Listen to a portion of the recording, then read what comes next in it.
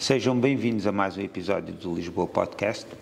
Desta vez contamos com a presença do ator e encenador Álvaro Correia.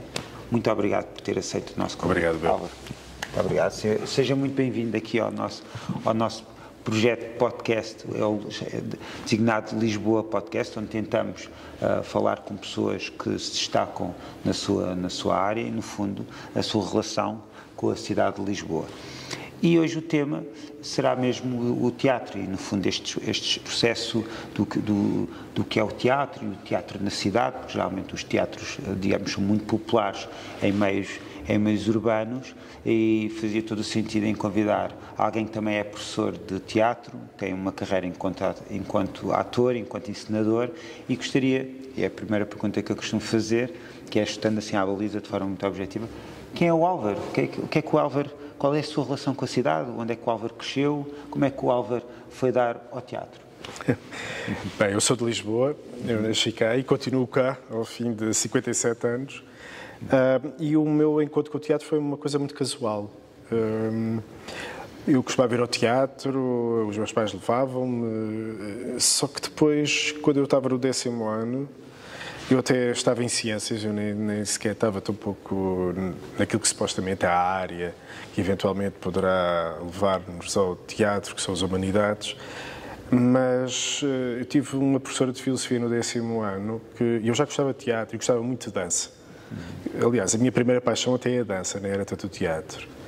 Mas como eu era gordinho, pensei, isto não vai lá, naquela altura.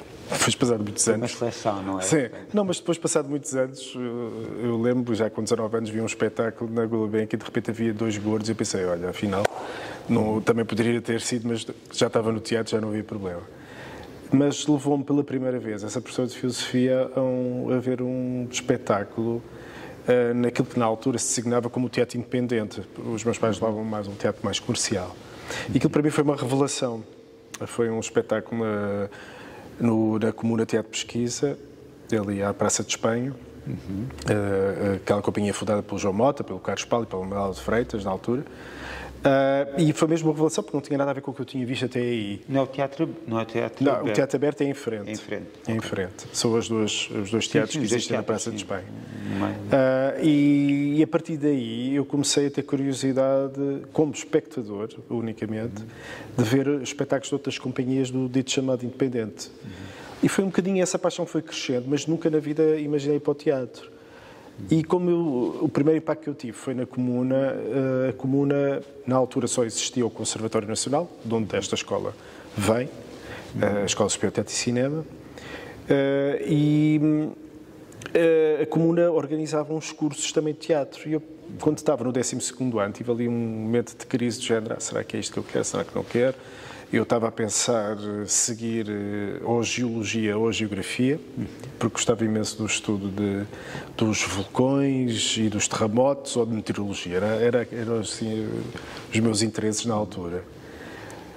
E vi no SET, que era um jornal de espetáculos que existia na altura, um anúncio que ia abrir um curso lá. E eu pensei, vou experimentar. Mas tudo começou com essa professora de filosofia? Sim, no 10º ano. Curiosamente, agora o Álvaro também está ligado ao ensino. Sim, não sei se alguma vez fez uma associação, foi uma professora. Sim, eu por acaso nunca tinha feito essa associação, mas como as coisas parece que me foram acontecendo quase um acaso. Bem, mesmo a vinda aqui para o ensino foi um acaso. Convidaram-me, eu hesitei e depois acabei por aceitar. Mas a minha paixão pelo teatro depois, em termos de perceber que se calhar era aquilo, foi durante esse curso que eu fiz na Comuna, porque depois eu acabei por entrar. Não estava nada à espera. Não estava nada à espera para entrar por outras razões, porque na altura em que depois foram as provas, morreu um amigo de infância e coincidiu um momento que estava a ser... Pronto, foi ali um momento que eu pensei, agora não me apetece. Tinha ido a uma entrevista, tinha passado, e no espaço entre a entrevista e depois... umas provas, que eles fizeram logo uma seleção e depois as provas concretas que levava a escolherem só 20 pessoas para ficar no curso. Esse dia das provas, lembro perfeitamente que era um sábado e tinha sido nesses dias que ele tinha morrido e, portanto, não tinha sido o funeral. E eu pensei, não me apetece, não estou com disposição, agora vou fazer teatro neste estado. Não me apetecia nada, porque foi assim uma morte trágica, com um desastre. E lembro na altura, mas disse, pá, vai, pelo menos sempre vais distrair e não sei o que mais. E eu fui. Eu lembro que não fiz nada, eu estava aterrorizado. E lembro perfeitamente depois do João Mota, que tem uma mania, fazia umas rodas, e depois havia um momento que cada um tinha que fazer uma coisa, um improviso. E toda a gente fazia imensa coisa, muita cacada, muita não sei o quê. Eu pensei, eu não vou ser capaz de fazer nada. Eu ia ficar para o fim, até que depois, sei lá, eu nem me lembrei da prova, porque a sessão que eu tive foi que fui para o meio da roda, eu comecei a falar das questões da morte, etc, etc. E voltei a sentar-me. E depois recebi um telefonema a dizer, ficou no curso. Eu nem estava a acreditar. Aliás, nem reagi muito. Ele disse, mas olha, devia ser tudo aos gritos. Sim. Portanto, a minha relação com o teatro até está ligada à morte, de alguma maneira. Álvaro, e à dor. Não? E à dor, sim. À morte, mas ia dizer à dor, estava em luto. Isso é uma pergunta que as pessoas fazem frequente e acho que faz parte da própria arte, que é a arte da encenação, a arte do próprio ator. A grande arte do próprio ator é fingir. Não é? Sim. Já dizia o Fernando Pessoa, diz, estou bem a própria dor, a dor que deveras sente. Fazia o psicodrama. Qual é assim a grande técnica? Ou será que existe uma técnica? Existem técnicas. Existem técnicas, mas para a pessoa, imagina, é que não é só um dia mau, está a ver? Às vezes nós temos um dia mau e tentamos de alguma forma relativizar. Aí estamos a falar da morte de alguém. Como é que um ator tem o seu dia-a-dia tal como outra pessoa qualquer e, portanto, também passa por esses dramas e por essas tragédias, como é que, de repente, pode aproveitar, não sei se utiliza ou não, e se aproveita isso, para depois praticar a sua arte? Ou seja, como é que ele entra numa peça de teatro, tendo-lhe acontecido um desastre um dia antes e, de repente, está perante o público a interpretar um personagem, por exemplo, está extremamente feliz. Como é que se faz essa ponte? Isso aí são as técnicas, não é? No sentido em que nós temos de ter a capacidade de separar as coisas mesmo, não é? Que às vezes pode ser terapêutico, outras vezes pode não ser tão terapêutico, não é? Tenho uma colega minha que às vezes nós temos um trabalho em que nos pagam para nos tratarmos, não é? Pagam-nos e nós estamos ali a tratar de nós. E às vezes é um bocadinho assim, não é? A questão de ser ator, primeiro há uma dimensão aqui que é muito básica, que é ser ator no fundo é comunicar, não é? Nós estamos no palco e estamos a comunicar com alguém. E essa capacidade de comunicar às vezes nem toda a gente tem e às vezes não passa tanto. Conheço casos de pessoas que sentem muito mas não passam, não é? Não comunicam. E é um bocadinho essa capacidade que os atores têm, eu acho, é de se colocarem naquelas situações. Eu não sou muito apologista da coisa da transfiguração, ou eu ali estou e não sei o que é que se passa. Não, eu estou sempre em total controle do que está a acontecer. É como se tivesse uma espécie de supraconsciência. Estou tão consciente do que está a acontecer que me posso ultrapassar nesse sentido. E não no sentido de me perder em mim próprio, que perca a noção do que está a acontecer em cena. Eu nunca posso perder a noção do que está a acontecer porque tenho outras pessoas a trabalhar comigo e tenho um público que me está a ver. E eu nunca, nós temos sempre esta consciência do que está a acontecer num momento. Tem consciência do público. Absolutamente, temos que ter. Aquela ideia que o ator está... no fundo, está a atuar e não tem consciência do público é errada. Ou seja, ele está a perceber profundamente errada. Ou melhor, nós estamos tão concentrados que temos consciência de tudo. Okay. É precisamente o oposto. Percebe? Não é, eu estou tão concentrado que não sei o que é que está a passar. Não, porque se acontecer algo... talvez seja o grande prazer do teatro, porque é diferente todos os dias. Não só porque nós estamos diferentes, mas porque o público também é diferente todos os dias. E nós sentimos imenso o tipo de vibração do público, não é? Se ele está mais atento. Isso passa muito, passa e atinge-nos a nós. E nós temos de ter essa capacidade de, num momento, por isso é que eu digo que é uma espécie de superconsciência e não uma coisa inconsciente, porque temos de ter capacidade de reagir a esta troca do que acontece, não só entre mim e os meus colegas, caso seja uma peça que eu não estou a fazer sozinho, e com o público. Temos de ter sempre essa consciência, é uma espécie de triângulo aqui. E esse é o grande gozo, eu acho, do teatro, que é vivo todos os dias, porque ele não é igual todos os dias. Ou melhor, posso estar a dizer o texto todos os dias, é o mesmo. E o que acontece, as marcações. Mas o que se passa entre mim e o meu colega, entre mim, o meu colega e o público é sempre diferente todos os dias. E isso eu acho que é a paixão que está por trás. Falar aqui um bocadinho da sua experiência pessoal enquanto ator. Fala-nos de algumas peças que o marcaram, ou uma ou outra que se recorde que tenha marcado, e porque é que o marcou. Imagino uma peça que aquilo lhe correu bem, ou que tenha sido terapêutico, ou que tenha sido uma peça que ainda hoje é uma peça que recorda, ou será que recorda todas da mesma forma? Não recordo todas. Por exemplo, houve uma peça para mim foi importante, foi um onde eu senti que dei um salto como ator, sei lá, era uma coisa mais cómica, isto foi em 94, portanto está a ver, já foi há muito tempo, que foram as Guerras de Alecrim Majorona, do António José da Silva, e eu fazia o criado, pronto, era assim o motor da peça toda, e eu sei que aquilo para mim foi um momento de viragem, numa espécie de maior autoconfiança, de poder aguentar.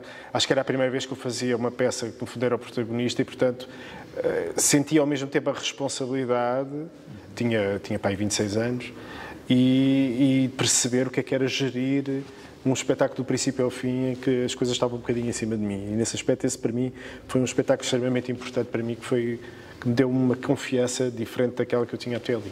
Depois houve outras marcantes que também têm a ver muito com momentos, sei lá, fiz há uma que para mim foi importante, não que o espetáculo se tenha corrido muito bem ou mal, mas foi importante pelos temas. Era uma peça de um autor austríaco, de origem judaica, o Jorge Tabori, e era uma peça que se chamava As Variações Goldberg, que era uma brincadeira. Era teatro dentro do teatro, e eu fazia o Goldberg, que era um judeu que era assistente de encenação de um encenador que era uma espécie de tirano despótico e que estavam a encenar, no fundo, a Bíblia. Principalmente, encenavam episódios bíblicos. E era um bocadinho esta relação de me meter no lugar daquilo que é a questão judaica na altura, isto foi em 2000, e lembro que na altura tivemos o acompanhamento da Esther Musnik, e para mim foi muito revelador de toda a condição judaica, e aquilo para mim foi importante a outro nível, um nível mais humano. Assim, mais recentemente, estou a tentar...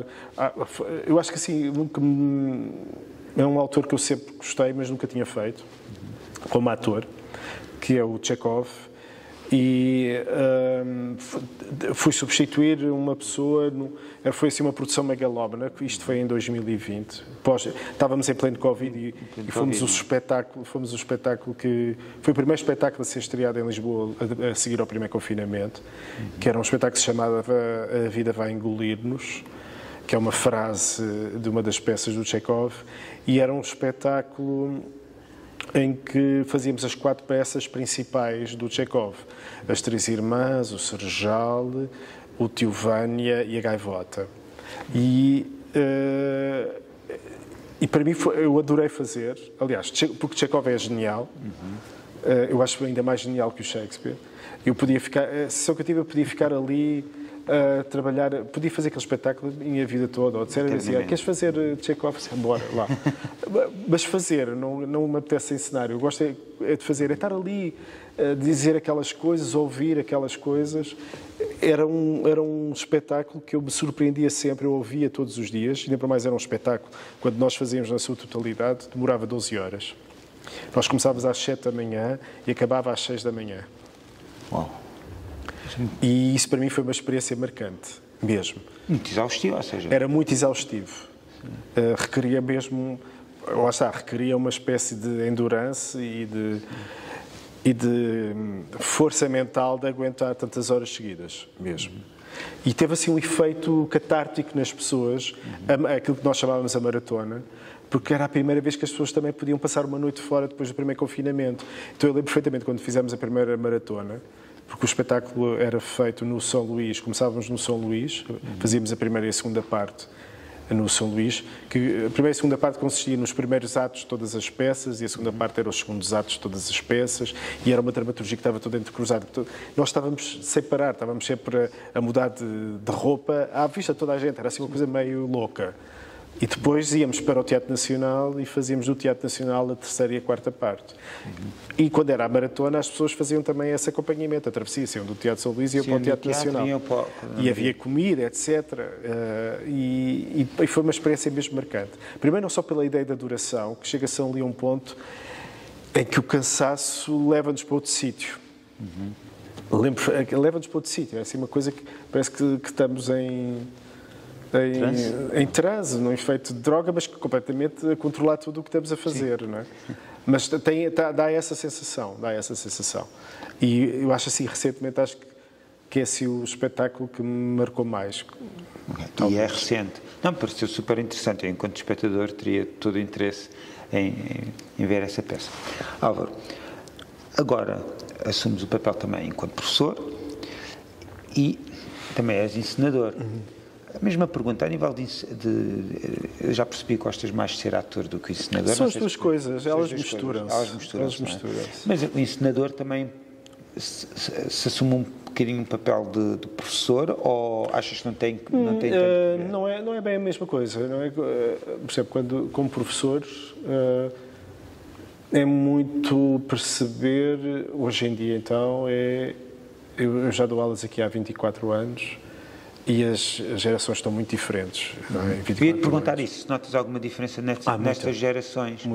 São diferentes. São muito diferentes. Porque agora temos as redes sociais, é tudo mais, sem aquele compromisso, sem aquela... Mas ao mesmo tempo, aqueles que querem, eles são focados. O que eu sinto, por exemplo, destes 3 últimos anos, são alunos muito focados, muito trabalhadores. Dos últimos 3 anos, portanto, é outra geração. Já é outra geração. E ao mesmo tempo são trabalhadores e ao mesmo tempo têm muito mais ataques de pânico e de ansiedade, por exemplo, do que aqui há uns anos atrás. Portanto, eles começam a entrar em stress porque, infelizmente, não é, aquilo que a gente vê na nossa sociedade e naquilo que estamos a ver em termos de evolução, eles não veem, é difícil para eles verem saídas de futuro. Não é? Porque o Estado não lhes dá garantia de nada, não lhes dá garantia de poderem ter acesso a uma casa. É a próxima questão que te ia fazer, que tem mesmo que ver com isso, que é como é que vês o Estado, ou seja, neste momento, o teatro, o Estado do que é o teatro, porque eu tenho ideia que o teatro, houve ali uma década, talvez de 90, não tinha tanto impacto, talvez anos do início de 2000 pouco não tinha tanto impacto, mas agora parece-me voltou a ter, porque as salas estão cheias, sempre vou ao teatro. É relativo. É relativo. Mas eu acho que... Estou a falar de Lisboa. As salas enchem. Eu acho que as pessoas estão mais ávidas de cultura do que estavam há 20 anos atrás. Concordas? Mudou um bocadinho, porque agora eu acho que às vezes a questão das salas estarem cheias também pode ser uma coisa de ilusão, porque também, tirando alguns teatros, mas, por exemplo, São Luís ou Nacional, as peças estão muito pouco em cena, muito pouco tempo em cena, não é? Então, 1, 2 semanas. Então, isso provoca uma coisa diferente, não é? De antes as peças estavam 1 mês, 2 meses ou 3 meses, corria muito bem. Isto é interessante, eu estive na Comuna há muitos anos, quando eu acabei o curso, depois acabei por ficar lá. Eu lembro de fazer espetáculos na Comuna que duraram 5 meses, porque havia público.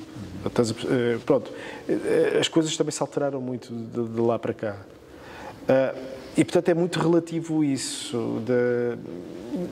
Parece que há mais público, mas eu acho que em alguns teatros é o mesmo público que vai ver muitas peças também. E isso cria um bocadinho esse efeito. De que parece estar sempre cheio. Porque há menos quantidade de espetáculos daquele espetáculo, logo as pessoas querem ver. Eu falo por mim, não é? Que eu também sou muito espectador. E eu vejo sempre as mesmas pessoas, quase sempre, no teatro, naquilo que eu vou ver, pelo menos. Sim. E há um bocadinho esse efeito que ilusório, parece estar sempre cheio.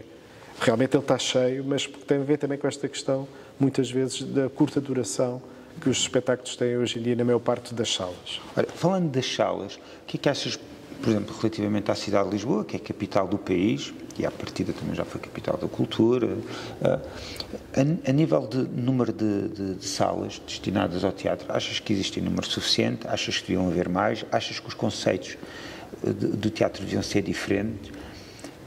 O que eu acho, uma coisa grave que está a acontecer em Lisboa, que eu sinto destes 30 anos, é que desapareceram muitas salas daquilo que a gente chamava o teatro alternativo, das pessoas começarem e fazem numa garagem, fazem numa sala, e isso desapareceu porque Lisboa está impossível. Hoje em dia é difícil sequer de arranjarmos uma sala para ensaiar. É difícil. Perdeu-se muitas salas em Lisboa. Aliás, eu acho que estão a descurar imenso.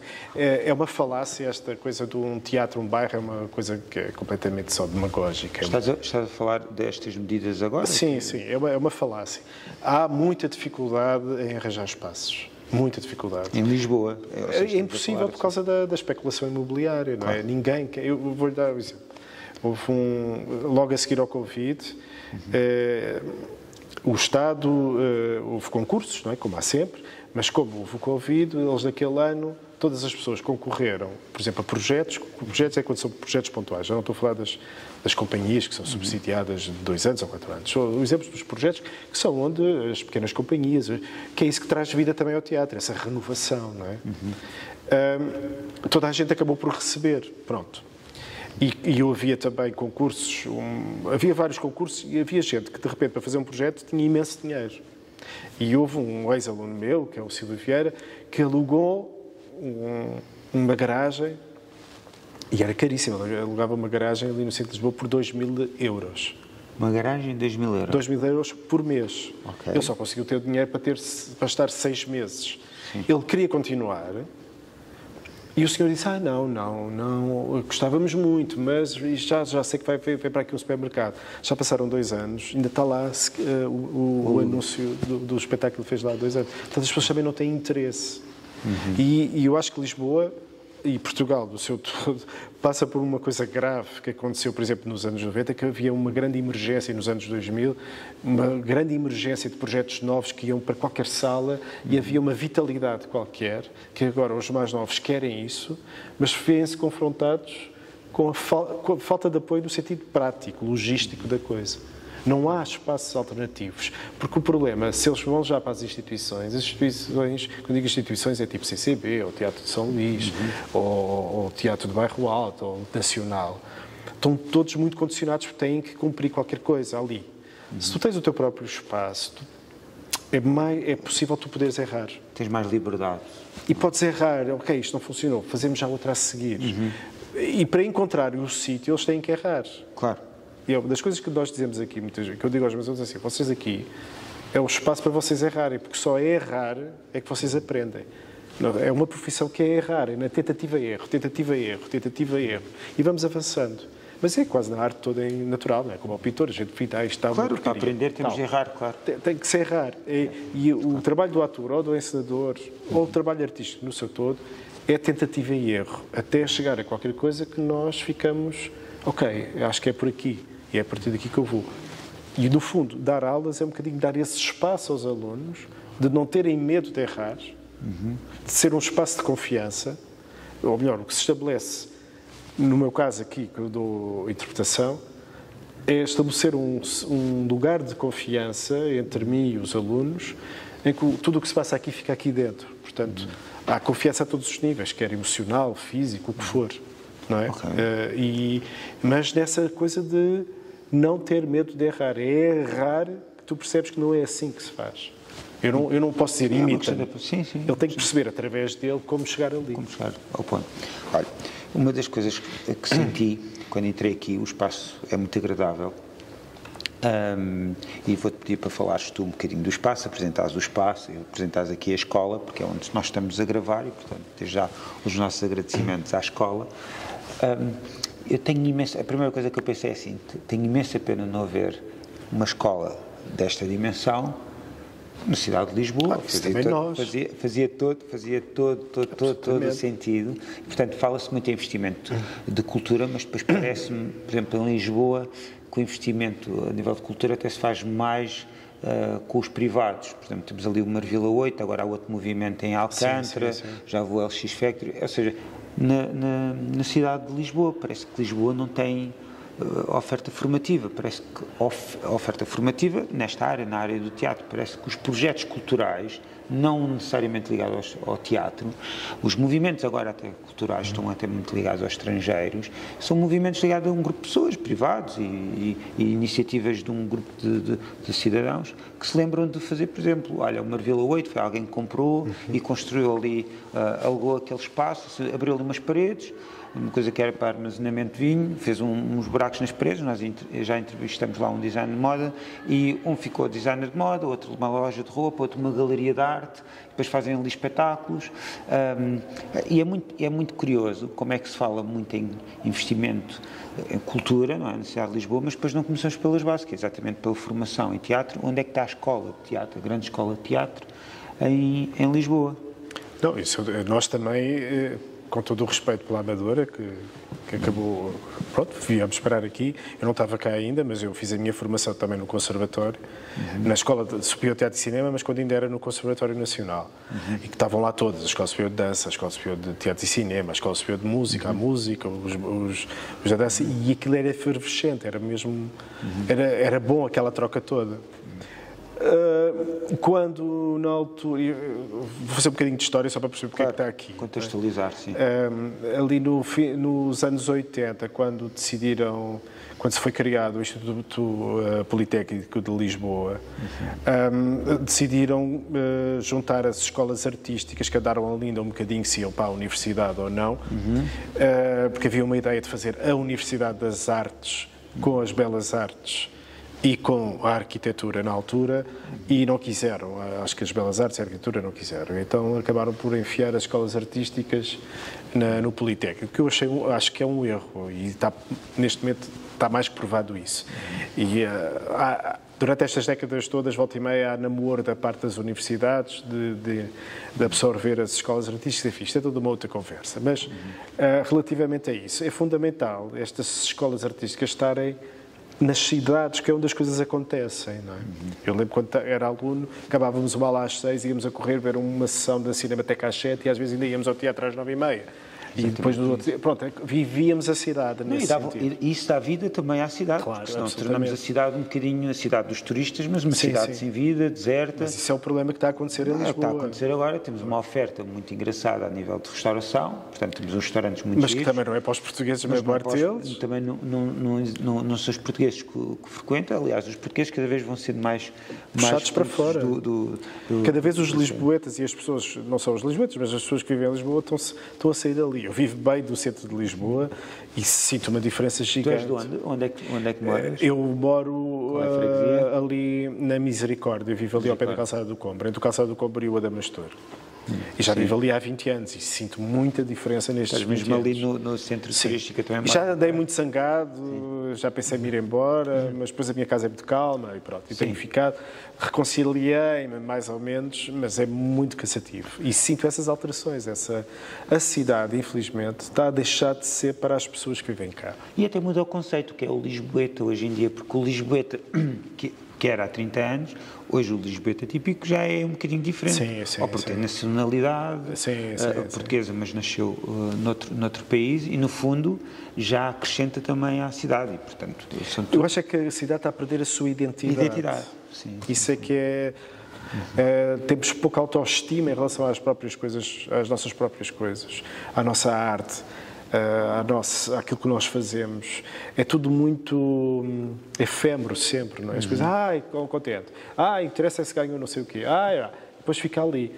E não conseguem fazer um investimento a médio e longo prazo. Médio e longo prazo, sim. Não há visão. O que quer dizer é que não há visão. Não, porque, por exemplo, está-se a iniciar uma coisa, o Instituto Politécnico de Lisboa, por exemplo. Porque é que na altura, se há um hábito das diferentes escolas artísticas estarem juntas no mesmo espaço, porque é que em vez de construírem um sítio aqui, outro não sei aonde, estão para construir agora a Escola Superior de Dança, porque é que não fizeram logo um espaço onde estaríamos todos, em que havia muito mais movimento entre as escolas todas? Eu dou-lhe um exemplo. Nós pertencemos a uma organização europeia que se chama École des Écoles, onde estão várias universidades e escolas de teatro da Europa. E temos reuniões, às vezes, um sítio ou no outro. E, por exemplo, em Zurique, a universidade decidiram juntar todas as artes no mesmo edifício. Eles não construíram um edifício completamente de raiz. Havia uma fábrica de iogurtes desativada, eles pegaram nessa estrutura, que era uma estrutura ótima, era grande, gigante, e fizeram uma intervenção arquitetónica ali, que estão lá todos. E de repente acontecem coisas entre as diferentes áreas que de outra maneira não aconteceria. E isto para mim é falta de visão, não é? Esta coisinha assim, vai para ali, agora vai para ali. Os desgraçados dos meus alunos estão aqui, acabam as aulas às 6h30, primeiro é que chegam onde quer que seja. Sim. Quer dizer, não é esta coisa rápida de chegar. Não há um movimento, o ir a pé, o frequentar os sítios, o dar vida. Não há movimento. O dar vida. Porque daqui a um bocado vem visitar Lisboa, mas vem visitar os prédios. Não é? Porque mesmo a Amadora, embora nós temos uma boa relação com a Câmara, mas ainda tem um bocadinho o estigma, e ainda se vive isso um bocadinho aqui, de uma cidade meio dormitório das pessoas que vêm para aqui, entram e saem para vir dormir. E não é uma cidade muito viva dos seus espaços, em que de repente eles podem ir para um café e a coisa não tem esse hábito. Não tem esse hábito. Cotidiano, não tem esse cotidiano. É diferente. E isso faz falta. Olha, Álvaro, assim para terminarmos, eu vou-te fazer assim perguntas rápidas sobre a cidade de Lisboa, e tu vais respondendo assim por associação livre, ou seja, vais respondendo aquilo que te lembras, tomaras ali na Misericórdia, a Junta de Freguesia da Misericórdia. Agora antes era Santa Catarina, mas agora é Misericórdia. Santa Catarina Bico, onde é ali na escola perto, na Fernão Lopes, quando era Fernão Lopes, que agora é uma caixa de um banco, não é? De um banco, acho que era um banco, mas lembras de ter sido difícil, pronto. Sim. Eu andei nessa escola e também andei no Liceu Passos Manuel, cá mais abaixo. Pronto, e ainda moro 2 ruas ao lado, onde nasci, perto do Príncipe Real, por trás do Príncipe Real. Portanto, também somos vizinhos. Eu conheço também as transformações e, portanto, convivi com essas transformações todas, também já deves ter observado nos últimos 30 anos. Sim, a cidade mudou completamente. E algumas coisas para melhor, não se pode dizer que não. Muitas coisas para melhor, muitas coisas realmente para melhor. Mas em termos daquilo que é alguma identidade, está-se a perder. E nós somos especialistas em transformar uma boa ideia numa má ideia, porque esta ideia do turismo é uma boa ideia, mas depois tem de ser tudo com algum controle, porque senão perdemos. Nós exageramos muito, por exemplo, é a questão dos aluguéis, dos Airbnbs, para restaurar as casas, isso é uma excelente ideia. Mas depois, levado ao exagero, depois temos as casas todas vazias. Nós somos especialistas em transformar boas ideias em péssimas ideias. Mas o que é que eu te ia perguntar? Vou-te fazer perguntas rápidas assim sobre a cidade de Lisboa e os teus gostos pessoais, e tu vais respondendo assim por associação. Parece-te bem? Vamos a isso? Então vá. Sítio preferido da cidade de Lisboa? Gulbenkian. Gostas da Gulbenkian? Ok, muito bem. Restaurante preferido? Agora já não sei. De antes eu gostava da Bica do Sapato, mas agora também já não existe. A Bica do Sapato era onde? Era ali ao pé da Lux, era do Manuel Reis.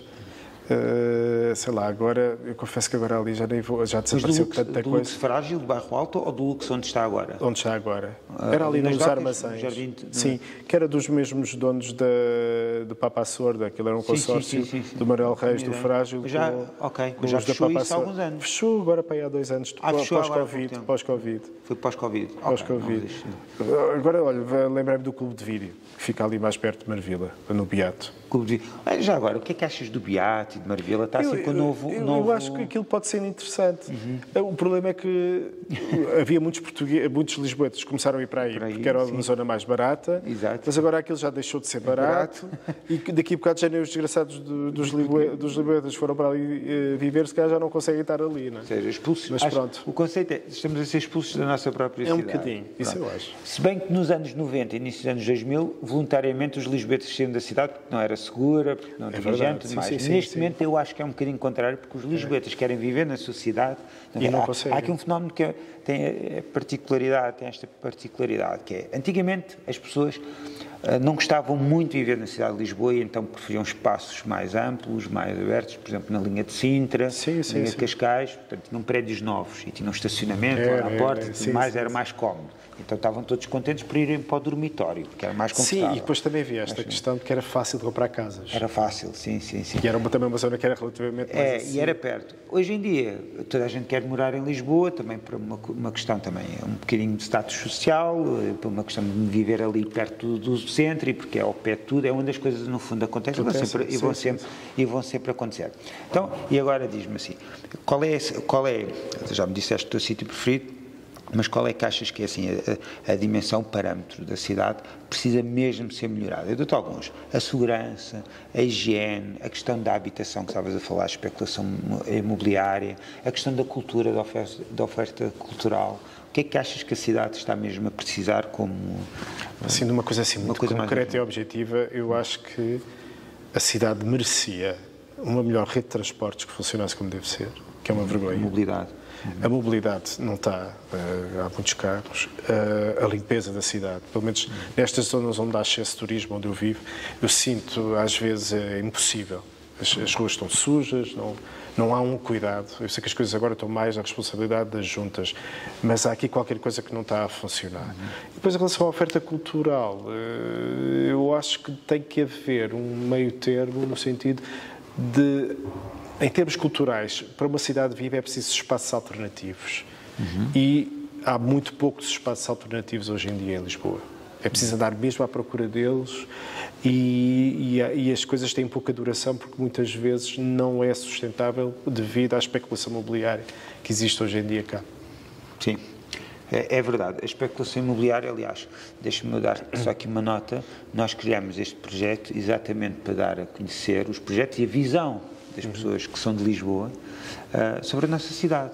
No fundo, para não sermos engolidos por este turbilhão, parece que nos vendem que tem de ser assim e nós vamos atrás. A especulação imobiliária não tem de ser assim, não é? A cidade é nossa, entre aspas.